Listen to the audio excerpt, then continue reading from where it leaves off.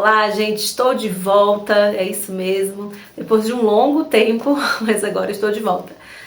Olha só, eu havia começado uma playlist ali falando sobre os capítulos de Como Ler Literatura de Terry Eagleton e eu pensei, bom, vou retomar, né, meus vídeos e tudo e vou continuar, dar sequência a esses vídeos, né, sobre este livro aqui, que é um livro muito bom, que assim, muitas pessoas já conhecem, outras pessoas precisam conhecer este livro. E como só reforçando, né, que eu já tinha falado nos vídeos anteriores, é um livro que vai tratar sobre como ler de fato, né, os livros literários. E assim, gente, eventualmente vai ter ali algum comentário, outra, uma análise, outra sobre alguma obra que pode ser, né, muitas vezes acontece mesmo, de trazer alguma informação que alguns podem considerar como spoiler. Olha, sinceramente, neste capítulo de hoje, que é sobre narrativa, tem uma parte lá, inclusive, que é de um livro da Agatha Christie, né? Que todo mundo sabe que os livros dela são livros que tem suspense, né? Aquela coisa do mistério, quem foi que matou fulano, onde foi que aconteceu aquele crime, aquela coisa toda, né? E assim, aqui tem direto, assim, o que aconteceu, né? E é um livro que é bem conhecido, assim, pela galera, assim, que lê Agatha Christie, até mesmo quem não é tão de ler Agatha Christie já, né, já ouviu falar desse daí. E aqui, neste capítulo sobre narrativa, tem, sabe? Eu não me incomodei, vou ser honesta que eu não me incomodei, porque eu acho que depois, assim, também, se eu for ler este livro, vai passar e eu nem vou, né, ai, olha, eu acho que eu já vi isso aqui, mas também não vai tirar o brilho, sabe? Mas eu tô falando e tô avisando e reforçando. Outra coisa, ele acaba trazendo uma linguagem muito acessível a todo mundo, isso é muito bom, né? As referências são sempre de literatura, assim, dos mais clássicos, sabe? Então, tem tudo isso, né? Eu acho que vale muito a pena a leitura e eu acredito que vocês possam se interessar.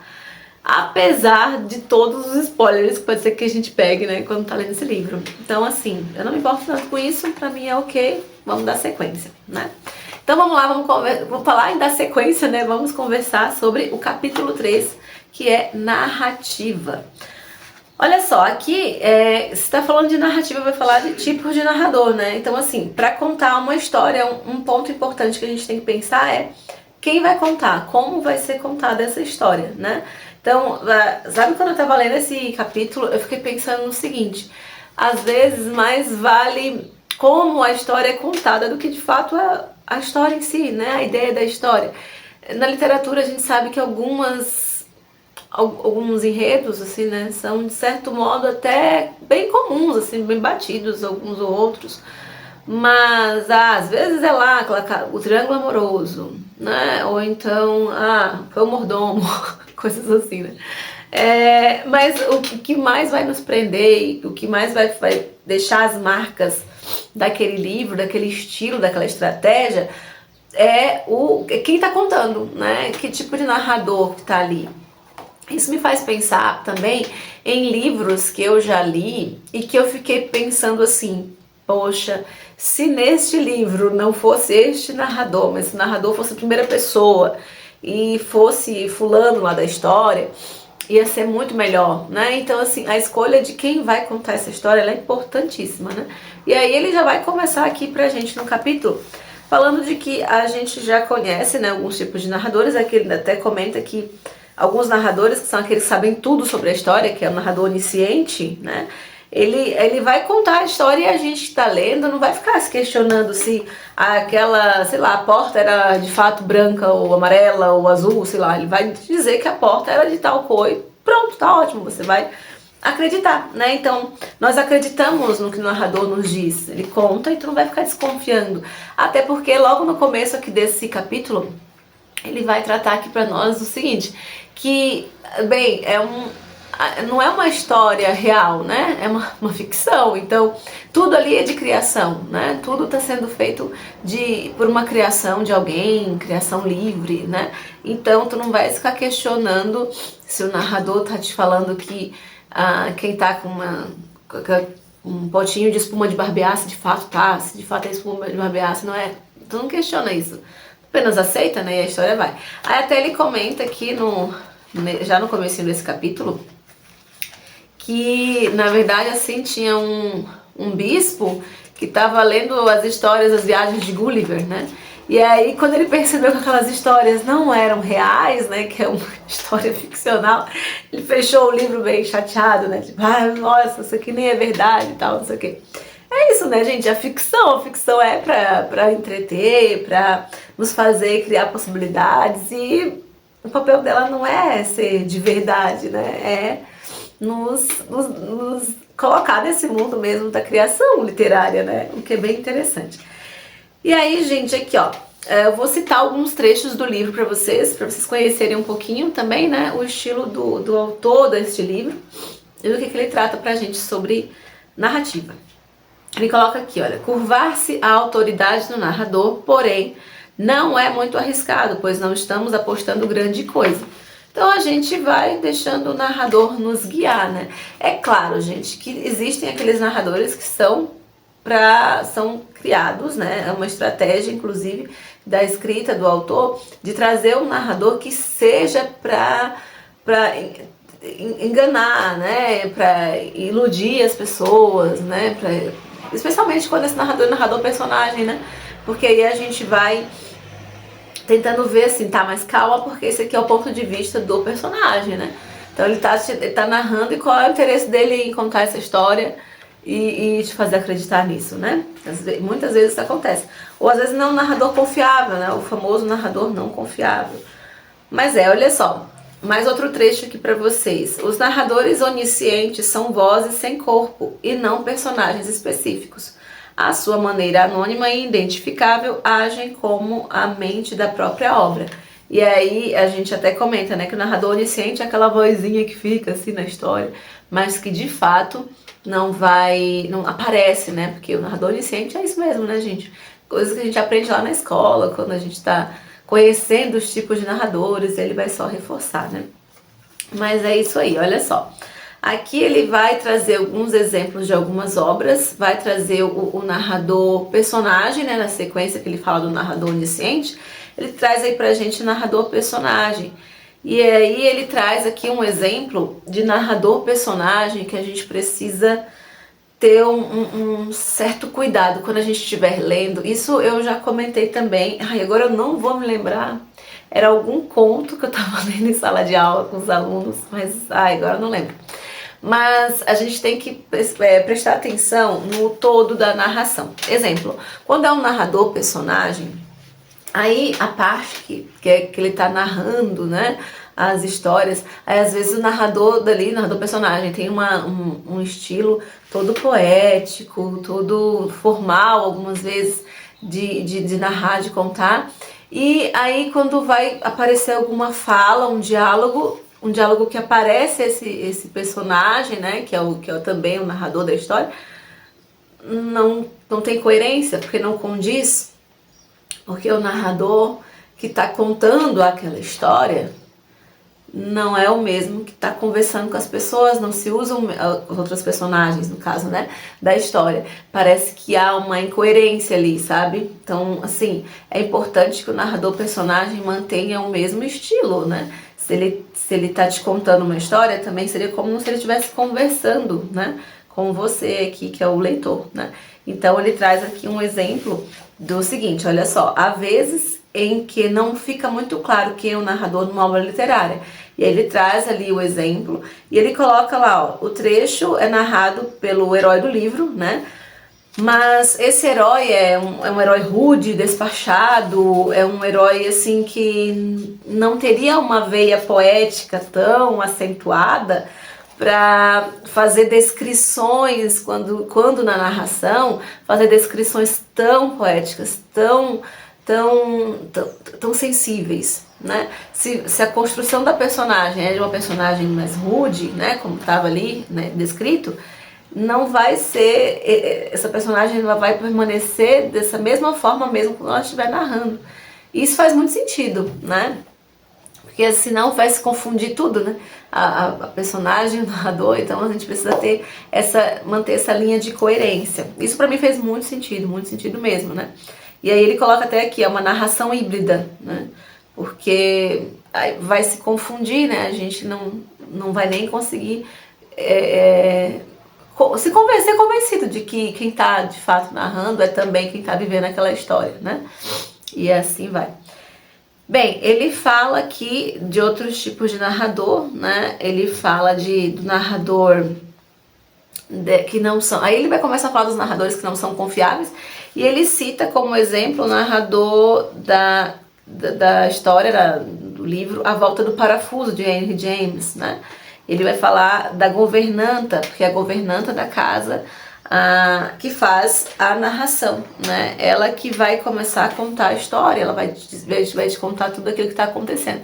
E ela, visivelmente, é uma personagem criada, construída de forma que ela está perturbada, da forma que ela nos aparece, assim, nos apresenta na história. Parece que ela está com um conflito interno e ela não sabe em que acreditar. Então não seria uma narração que a gente consiga olhar para aquilo e pensar que ela está te contando uma coisa que tu vai acreditar, porque na hora você vai pensar, bem, eu não sei se eu vou acreditar bem nela, mas aí que tá legal, gente, porque a gente observa o quê? Que isso tudo é uma estratégia da narrativa também, é nos fazer pensar, como nós aqui como leitores, no seguinte, bem, a gente vai ou não ler e confiar. Você pode confiar em paz, você pode confiar de olhos fechados, tudo que ela está narrando, mas você tem todas as ferramentas ali. Você tem quem ela é, como a personagem se coloca para você, e se você vai querer acreditar ou não nela, né? Aqui ele vai comentar os outros tipos de personagens que são inconfiáveis, né? Ele coloca aqui que é aquela narrador personagem que está visivelmente perturbado, né? Aí aqui eu vou usar inclusive os mesmos termos, tá, gente? Olha, todos os narradores palermas são inconfiáveis, mas nem todos os narradores inconfiáveis são palermas. Que tem aqueles narradores que são palermas, né? Fazia muito tempo que eu não escutava essa expressão, ou lia, né? Palermo, achei o máximo. Mas vai lá, os narradores que são palermas, assim, eles não vão ter aquelas tiradas, não vão ser perspicazes ao ponto da gente confiar em tudo que eles falam, né? Porque o ponto de vista deles, ou a perspectiva deles, vai ser palerma, igual, né? Então, você está sendo conduzido a conhecer uma história aí, que é toda contada por uma personagem que não tem aí uma visão muito sagaz das coisas, né? O que é muito interessante. Mas olha o alerta aí, né, gente? Ó, nem todos os narradores inconfiáveis são palermas. Todos os palermas são inconfiáveis, mas nem todos os inconfiáveis são palermas. Eles podem ser, de fato, e aí mais tarde ele acaba comentando ali, né? E a hora que vem um spoiler, que ele fala lá de um texto, de um livro, que é de um, né, mistério, de aquelas narrativas de mistério policial, e aí ele acaba contando que o narrador não é confiável e aí é a hora que ele dá o spoiler, tá? Então eu não vou falar aqui pra vocês, mas tá. Ele também vai falar mais à frente do narrador não confiável, sendo narradores infantis. Por quê? Porque de qualquer modo o narrador infantil ele vai ter uma visão de mundo muito dentro daquilo, né, de onde ele está, ou de onde ele vive, ainda dentro da perspectiva de que é uma criança, né? E aí a criança tem as fantasias da criança, ou tem a visão limitada ainda da própria idade, né? A forma como a criança vê, o que é interessante às vezes quando a gente está lendo algum livro em que o narrador é uma criança, é que quando há alguma descrição, exemplo, quando o narrador infantil faz uma descrição de uma situação, tem uma cena que acontece lá entre os adultos e a criança observa a cena e narra pra gente, né? Quando ela narra, a gente aqui que está lendo, a gente tem a nossa percepção, a gente observa outros pontos que a criança não está nem observando, só está só narrando, ela está só contando, né?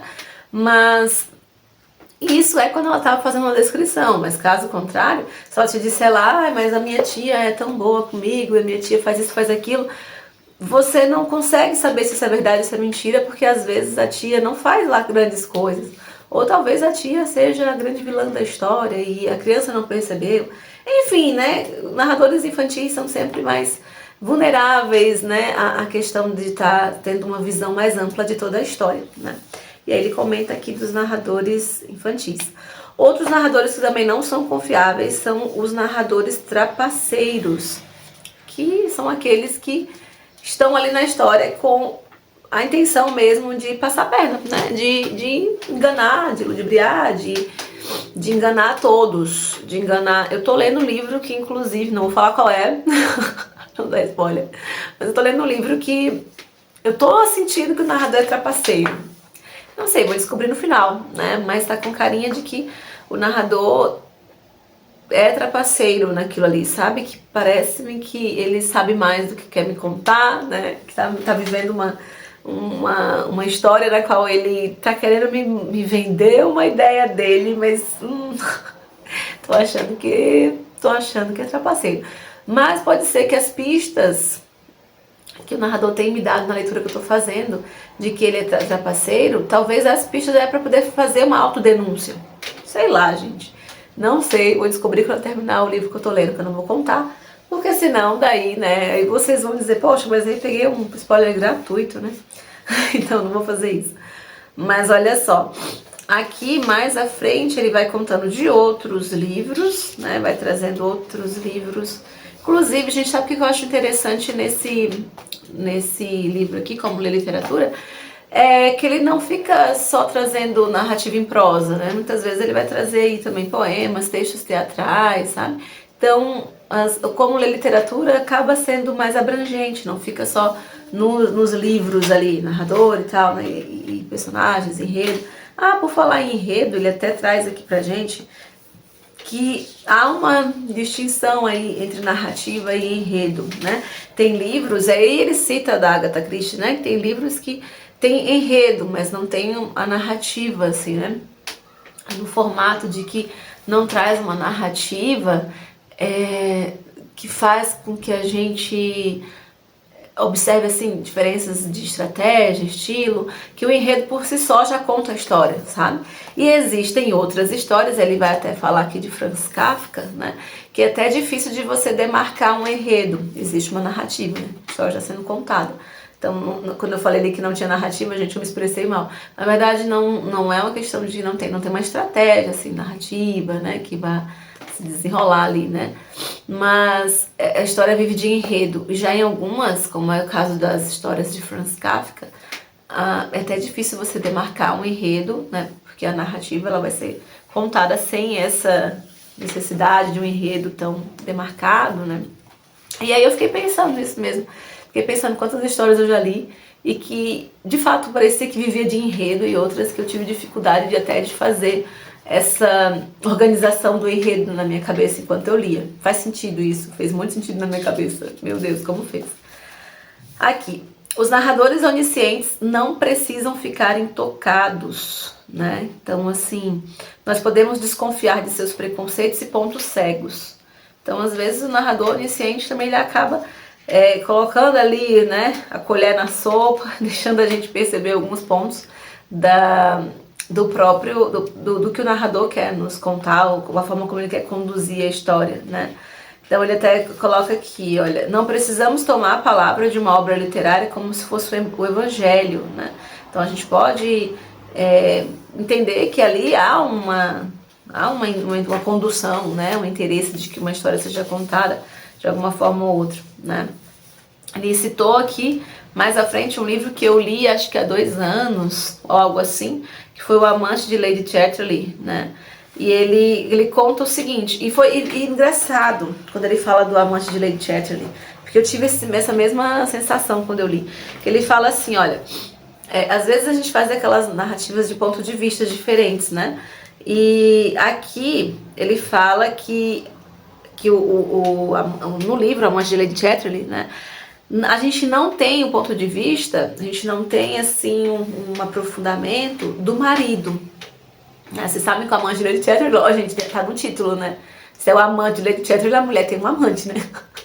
Então, não sei, não é nem spoiler, né? Por favor. Então, assim, ó, a gente fica um pouco sem saber muito sobre o marido, né? Talvez o fato da gente ficar um pouco mais distanciado do ponto de vista do marido é até mesmo pra gente não se envolver né, com esse marido, assim, né? Pra que a gente possa ficar só naquele núcleo mesmo, né, da relação ali entre os amantes, e o marido ele fica, passar pra gente meio que em branco, assim, né, meio que ele vai passando e a gente não, de fato, não acompanha o que, a parte dele, né, o lado dele. E aí quando ele citou aqui o amante Lady Chatterley, eu lembrei na hora, eu falei assim, é verdade, quando eu li, eu senti isso. E eu até acho que eu escrevi sobre isso, gente, de que o marido lá da história, ele acaba ficando tão, assim, quase que ele nem existe mesmo, assim, né? Tá, tudo bem, né? Era focado ali no relacionamento do amante com a esposa dele, né? Mas mesmo assim, a gente fica bem sem saber de fato quem ele é, o que ele faria, o que ele poderia fazer, não sei. Mas vai lá. Mais à frente, a gente vai ter também... Ele vai citando muitas obras, das quais eu ainda não li, né? Ele fala de alguns livros muito famosos. Aqui ele cita A Revolução dos Bichos, do George Orwell. Ele cita O Senhor das Moscas, que eu até falei sobre esse livro recentemente, estava conversando com um aluno, e aí eu comentei sobre O Senhor das Moscas, mas falando lá daquela relação, né, da gente pensar de que todas as pessoas são boas, né, do Rousseau e tal, né. Mas ali, aqui ele trata o Senhor das Moscas mais para mostrar que trazer uma narração do ponto de vista de crianças, um grupo de crianças, né, e o que elas são capazes de fazer e tudo mais, nos faz pensar que é uma estratégia, né, uma estratégia de como criar uma história.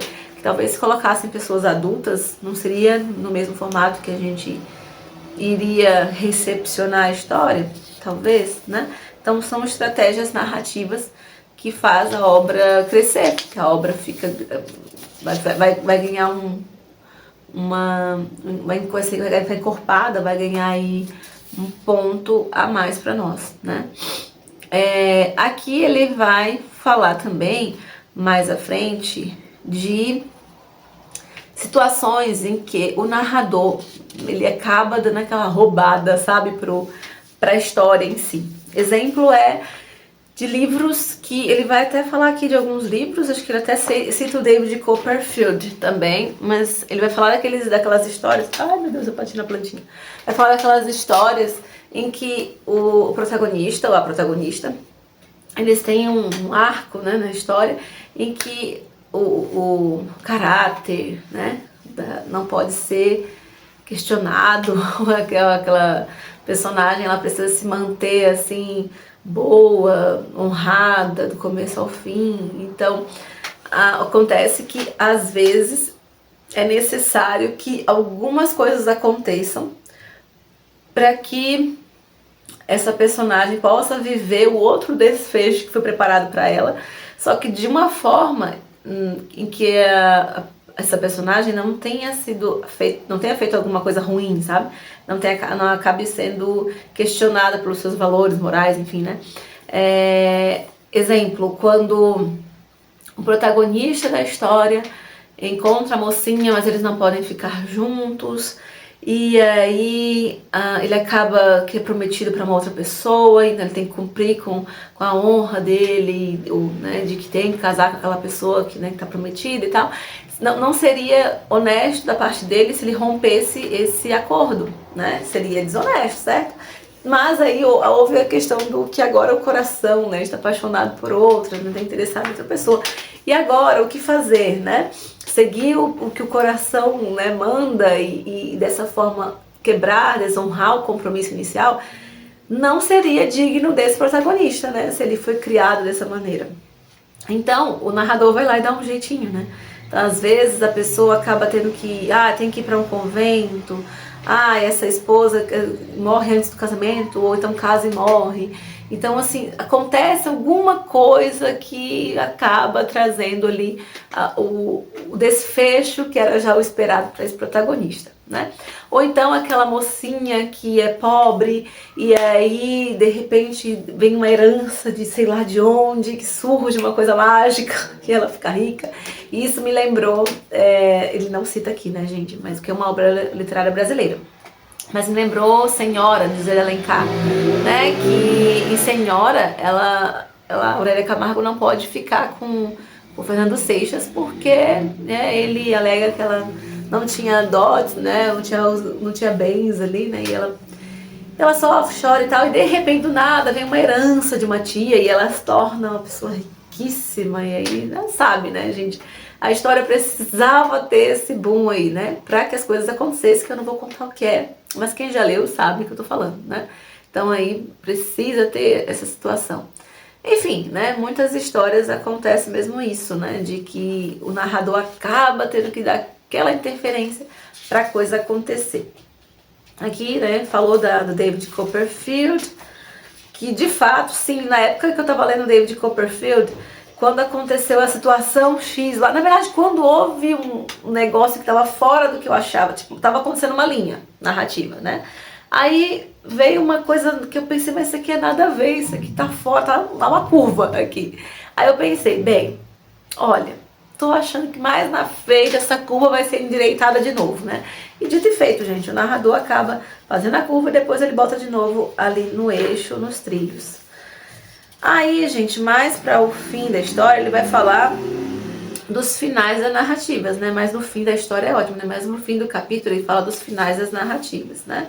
Que aí é aquilo, né? Nos finais das narrativas sempre, de algum modo, eles buscam fazer um fechamento para que traga um pouco de paz ou justiça, né, para as histórias. Mas o interessante é que nesse capítulo ele acaba citando a relação com as escolas literárias, né? Por exemplo, se você está lendo uma obra do romantismo, é esperado um tipo de desfecho ali, né? Um tipo de final. Se você está lendo um livro do modernismo, você não vai... É capaz de você chegar ao fim da história e pensar, mas nem teve fim, ou o fim ficou aberto, ou... Gente, isso aqui era o fim, eu nem sei se eu entendi. Então, assim, ó, isso tem muito a ver com o período em si, né, daquela obra. Eu achei isso uma sacada muito boa, porque de fato é isso mesmo, né? Os fins das narrativas, os finais das histórias, tem muito a ver também com o período delas, né? E aí tem a ver com o texto e o contexto, né?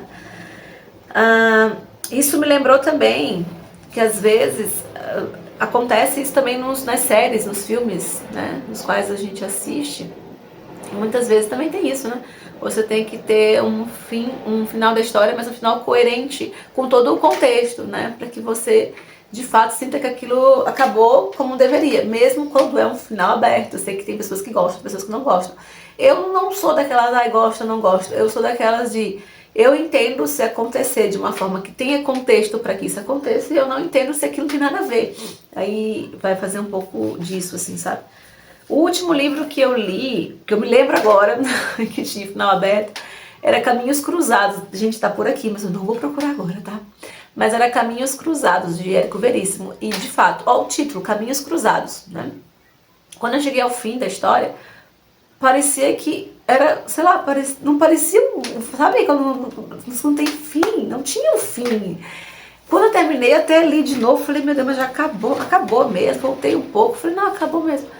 Mas era essa a ideia, fazia todo sentido que o fim fosse daquela forma, um sem fim, sabe?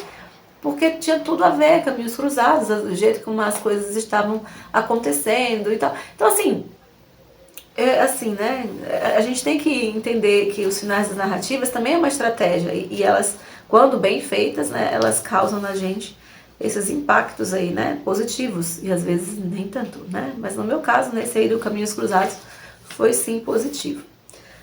Então aqui, galera, nós temos aqui, ó, é válido pensar a narrativa como uma espécie de estratégia. Como qualquer estratégia, ela mobiliza certos recursos e emprega certas técnicas para atingir determinados objetivos. Então, é uma história que está sendo criada, contada por meio da ficção. Então, a gente tem estratégias para como contar, né? E como aquilo vai ser, como aquela história vai funcionar melhor, ou como é que eu quero que cause um certo impacto, ou que mobilize algo no leitor, ou como a personagem vai ser desenvolvida, ou se ela vai ter um arco de redenção, se ela vai ficar redonda, se ela vai ser essa personagem plana. Então, tudo da narrativa vai acabar dando também aí uma estrutura para as outros elementos também que são importantes para que a história aconteça, né? Mas é isso. Outro ponto que ele vai trazer aqui, que na verdade, às vezes assim, ó, a narrativa ela traz algo que tem do externo e do interno da personagem. Né? Às vezes assim, a gente vai percebendo que a narrativa vai sendo conduzida e ela conta algo de fora que está acontecendo no ambiente, e a gente também tem acesso ao psicológico da personagem. Isso tudo é estratégia narrativa. Quando eu passei por esse trecho que estava falando sobre isso, que eu tinha notado aqui, mas aí eu não estou achando agora aqui nas minhas anotações. Mas quando eu li sobre isso, eu fiquei pensando no conto A Cartomante, de Machado de Assis. Porque tem um determinado momento na história em que o narrador, ali é o narrador onisciente, aí o narrador vai contando as coisas que acontecem, assim, que fora, o nosso personagem no momento está dentro de uma caleça, né? E ali ele está passando por uma situação assim, que ele está uma angústia terrível, ele não sabe o que vai acontecer com ele. E aí, do lado de fora, na rua, né, a caleça bate no negócio, não me lembro agora exatamente, mas aí acontece que vai ter que arrumar a roda de novo ali das coisas, enfim.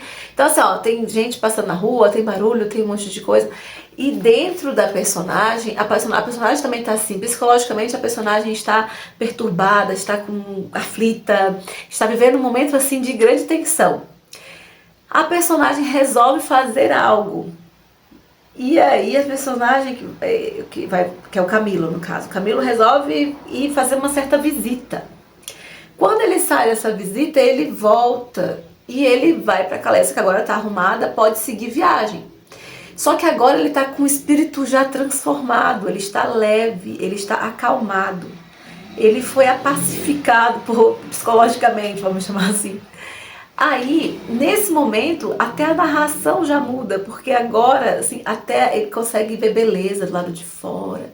Agora as ruas são tranquilas, agora não sei o que. Então, assim, foi muito interessante essa estratégia, porque o que acontece fora da personagem combina com o que está acontecendo também fora, né? A parte exterior e a parte psicológica, né? A parte do cenário e a parte psicológica da personagem. E, gente, só a narrativa sendo bem construída que isso acontece, assim, né? A gente vai conseguindo ver esses pontos acontecerem. E é muito interessante porque, assim, ó, nessa história específica, né, a Cartomante do Machado de Assis, é uma falsa sensação total, assim, de paz e calmaria, né? Mas é muito interessante porque, de fato, agora, assim, antes ele estava conturbado, aflito, e lá fora também. Depois, quando ele estava calmo, tranquilo, em paz, lá fora também. E no fim, aí a gente que tá lendo, a gente vai ficando pensando assim, ai, realmente. De repente, do nada, assim, muito de repente, em coisa de um parágrafo, dá um salto, assim, e tudo muda. Aquilo é o máximo. Ali o narrador nos prepara para todos esses solavancos emocionais, sabe? Maravilhoso, gente. Se não fosse eu falando de Machado de Assis aqui, não sei nem se seria eu nesse vídeo hoje, né? Que eu teria que falar, não tinha falado ainda, eu acho, né? Eu acho que ainda não. Ah, não, já tinha sim, lá no primeiro capítulo já, né? Então tá, não, então eu tenho que seguir essa mesma linha, né? Falar de Machado de Assis no começo, no meio e no fim. Aí ele trata aqui, olha só, ele fala da diferença do enredo e da narrativa, como eu comentei com vocês, olha só. Ó, qual a diferença entre narrativa e enredo? Uma maneira de diferenciá-los é pensar nos romances de Agatha Christie. Ele traz ali os romances da Agatha Christie, né? Que ele fala o seguinte: seus suspenses são quase só enredo, outros elementos da narrativa, que é ambientação, diálogo, atmosfera, o simbolismo, a descrição, reflexão, caracterização aprofundada das personagens, entre outras, são impiedosamente eliminados para deixar apenas o esqueleto da ação. Então a narrativa ela tem aí vários elementos, né? E acaba que em textos como o da Agatha Christie, a gente vai ver mais os elementos do enredo mesmo, que são os personagens. Qual é o tempo, qual é o espaço, o que aconteceu, quando, com quem, como, sabe? Para poder a gente ter ali um esqueletinho, né, da história em si, né? Mas é isso aí. Então, galera, a gente tem aqui, né, finalizado o capítulo. Eu vou deixar para vocês uma citação que eu achei muito bonita, que ele vai falar aqui o seguinte, olha só. Contar uma história é tentar moldar o vazio. Gente, que bonito, né? Achei poético também. E de fato é isso, né? Você tem vazio, você começa a fazer da forma isso, né? E moldando, e estruturando para que aquela história aconteça. A história é o que é. Como ela vai chegar até nós é uma estratégia. E nós temos muitos autores muito bons em estratégias narrativas, né? E é isso, gente. Como ler literatura de Terry Eagleton. Até o próximo vídeo, é o capítulo 4, que a gente vai conversar sobre... Acho que é o capítulo sobre interpretação. Então até lá, gente. Até o próximo vídeo. Tchau, tchau.